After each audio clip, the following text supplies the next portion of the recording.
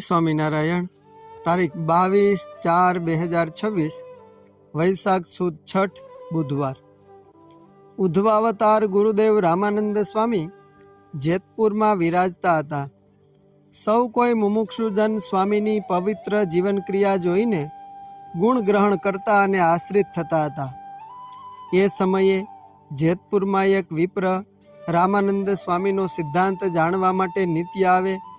ત્યારે સ્વામી હરિભક્ત બાઈભાઈ આગળ જ્ઞાન વાર્તા કરતા હોય તેને રહેવા દઈને શાસ્ત્ર પુરાણની બીજી વાતો કરે અને રસમય કથા વાર્તામાં સૌને ભગવાનને વિશે હેત કરાવે।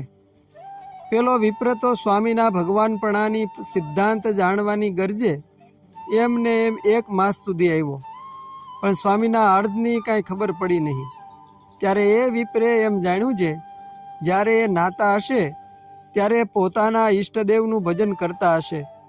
એમ વિચારીને સ્વામી નાવા ગયા ત્યારે એ વિપ્ર લોટો દાંતણ લઈને પાછળ ભાદર નદીએ ગયો અને રામાનંદ સ્વામી નાતા હતા ત્યાં કાંઠે દાંતણ કરવા બેઠો।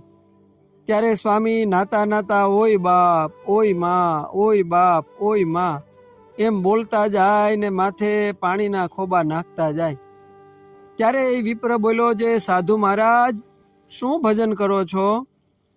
ત્યારે સ્વામીએ કહ્યું, જે તું 1 મહિનાથી આવે છે પણ તે ન પૂછ્યું એટલે ન કહ્યું, તે આજ પૂછ્યું એટલે કહું છું કે ઓય જે એ ભગવાન, તે જ બાપ છે અને એ જ માં છે, બીજા સર્વે જૂઠા છે। પછી એ વિપ્ર સ્વામીની વાતો સાંભળી અને આશ્રિત થયો। અસ્તુ જય સ્વામિનારાયણ। સદગુરુ શ્રી નિર્ગુણદાસ સ્વામીની વાતો વાત 407 માંથી।